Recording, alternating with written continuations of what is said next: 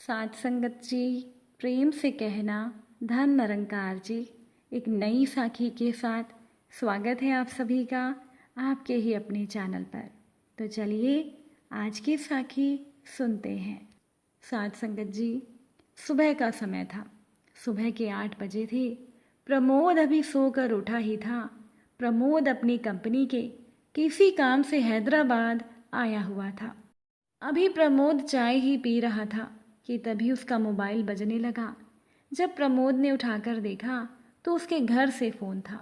Phone उठाकर जैसे ही प्रमोद ने हेलो बोला, उधर से प्रमोद के बेटे ने रुआसी सी आवाज़ में कहा, पापा जल्दी लौट कर घर आ जाइए, माँ की तबीयत बहुत ख़राब है। ये सुनकर प्रमोद घबरा गया, क्योंकि बेटे की इतनी रुआसी आवाज़ से प्रमोद का मन धक हो उठा। प्रमोद ने घबराकर पूछा, क्या हुआ तुम्हारी माँ को? तब बेटे ने कहा, पता नहीं पापा, बस उनका सर बहुत तेज दर्द हो रहा था। माँ अचानक बेहोश हो गई। हमने उन्हें अस्पताल में भर्ती करा दिया है, पर डॉक्टर अभी कुछ नहीं बता रहे। उनके सभी टेस्ट हो चुके हैं और हम लोग रिपोर्ट का इंतज़ार कर रहे हैं। प्रमोद ने बेटे से कहा, तुम घबराओ मत, मैं आज ही घर वापस आता हूँ। बस तुम और तुम्हारी बहन माँ का ध्यान रखना। इसके बाद प्रमोद ने अपनी सारी ज़रूरी मीटिंग कैंसिल की और फ्लाइट का एक टिकट बुक करवा लिया। प्रमोद की फ़्लाइट शाम के 4 बजे की थी। प्रमोद ने अपना सारा सामान बांध लिया। अब तो कमरे में प्रमोद का मन नहीं लग रहा था। नाश्ता करने का भी उसका मन नहीं हुआ। प्रमोद ने टैक्सी बुलवाई और एयरपोर्ट की ओर जाने लगा। टैक्सी में बैठे बैठे प्रमोद अपनी पुरानी बातों में खो गया कि पिछले कई दिनों से वो अपनी कंपनी के काम से लगातार बाहर ही रह रहा था। वैसे भी प्रमोद इतनी बड़ी कंपनी के बहुत अच्छे पद पर था। अपने काम के सिलसिले में वो अपनी पत्नी और बच्चों से दूर कई कई दिनों तक बाहर ही रहता था। प्रमोद के बच्चे कब और कैसे बड़े हुए, उनकी पढ़ाई लिखाई, स्कूल कॉलेज, सभी का ध्यान प्रमोद की पत्नी नैना ही रखती थी। प्रमोद अपने पुराने दिनों में खो गए, जब पत्नी के रूप में नैना को पाकर प्रमोद बहुत खुश था। और नैना भी एक बहुत ही सुलझी हुई और एक समझदार लड़की थी। हर काम में निपुण। नैना बहुत कम बोलती थी। पूरे परिवार और प्रमोद के माता पिता का नैना ही ध्यान रखती थी। सारे रिश्ते भी नैना ने बखूबी निभाए थे। इसी वजह से किसी को भी नैना से किसी तरह की कोई परेशानी नहीं हुई। शादी के बाद प्रमोद और नैना के 2 बच्चे हो गए। इसी के साथ ही वो दोनों अपनी अपनी जिम्मेदारी में व्यस्त हो गए।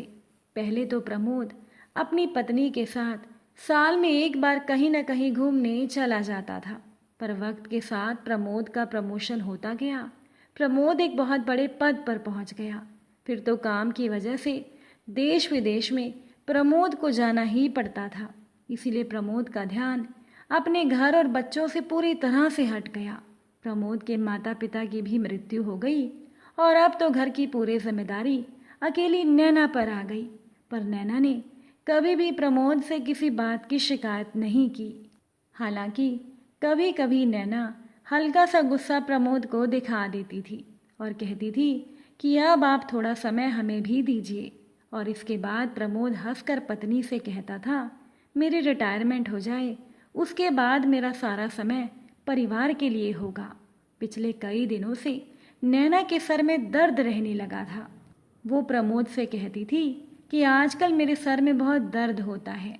ये सुनकर प्रमोद ने पत्नी से कह दिया, जाकर अपनी आंखों का टेस्ट करवा लो, शायद नज़र की वजह से तुम्हारे सर में दर्द होता है। अब ये सुनकर नैना चुप हो जाती थी।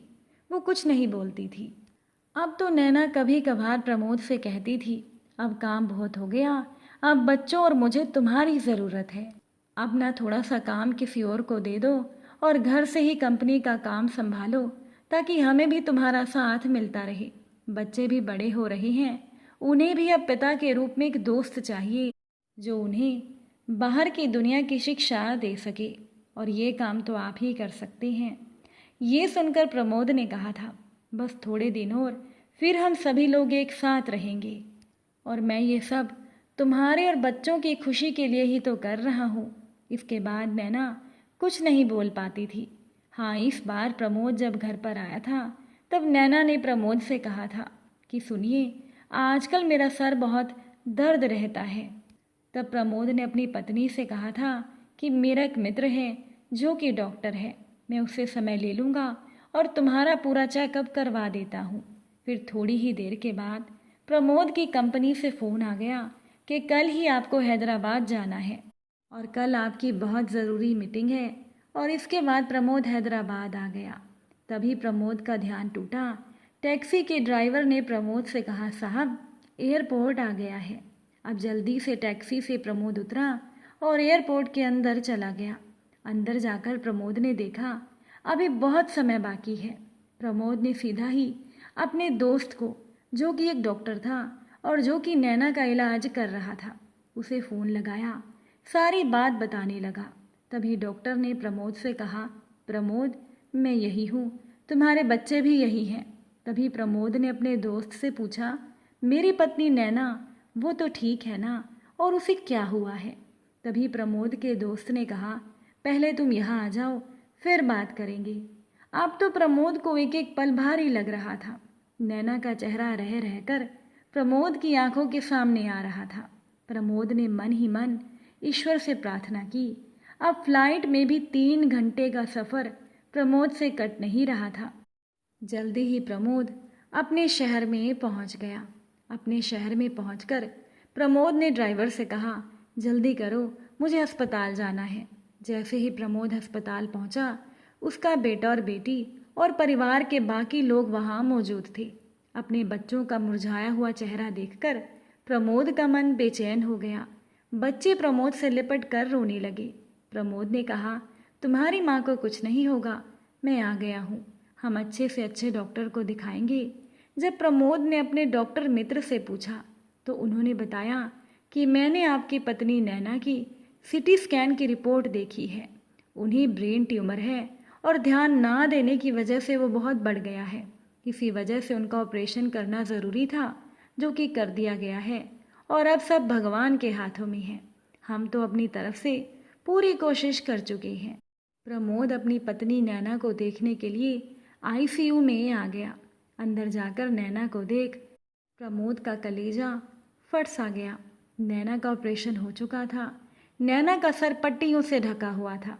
नैना का सुंदर चेहरा मलिन पड़ चुका था। नैना होश में आ गई। ऐसा लगा जैसे नैना प्रमोद का ही इंतज़ार कर रही हो। प्रमोद के हाथों को पकड़कर नैना ने कहा, अब मैं आगे आपका साथ नहीं दे पाऊंगी। अब आपको ही बच्चों का ध्यान रखना होगा। अब आप अपना काम कम कर देना, वरना बीमार पड़ जाओगे तो ध्यान कौन रखेगा। तभी प्रमोद और नैना के दोनों बच्चे भी अंदर आ गए।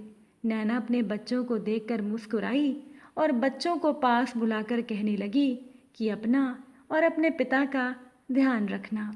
बच्चे रो पड़े। प्रमोद ने दोनों बच्चों को अपनी बाहों में भर लिया और कहने लगे, तुम्हारी माँ को कुछ नहीं होगा, सब ठीक हो जाएगा। फिर प्रमोद ने नैना से कहा, तुम जैसा कहोगी मैं वैसा ही करूँगा, घर से ही काम करूँगा और सब छोड़कर अब घर पर ही रहूँगा, बस तुम ठीक हो जाओ। जैसे ही प्रमोद ने नैना को देखा, नैना की आंखें बंद हो चुकी थी। अब नैना इस दुनिया को छोड़कर सदा के लिए जा चुकी थी। प्रमोद रोते रोते नैना को उठाने की कोशिश करने लगा, पर अब बहुत देर हो चुकी थी। तभी प्रमोद के मन में विचार आया कि पैसा कमाने के चक्कर में मैंने अपने जीवन का सब कुछ खो दिया। साथ संगत जी, ये तो सच है कि पैसों के पीछे भागने में हम खुद को इतना व्यस्त कर लेते हैं कि अपने परिवार के लिए ही हमारे पास वक्त नहीं होता। पैसा कमाए, क्योंकि पैसों से ही इंसान अपनी ज़रूरत को पूरा कर सकता है, लेकिन पैसा कमाने के चक्कर में खुद को इतना व्यस्त ना करें कि आप अपने परिवार को समय ही ना दे सकें। और अगर आपके अपने ही नहीं होंगे तो फिर ये पैसा किस काम का। आपके अपनों को जब भी आपकी ज़रूरत हो, आप उनके साथ रहें। साथ संगत जी, आज की ये साखी आपको कैसी लगी, नीचे कमेंट करके ज़रूर बताइएगा। आप सभी से फिर मुलाकात होगी एक नई साखी के साथ। साथ संगत जी प्यार से कहना, धन निरंकार जी।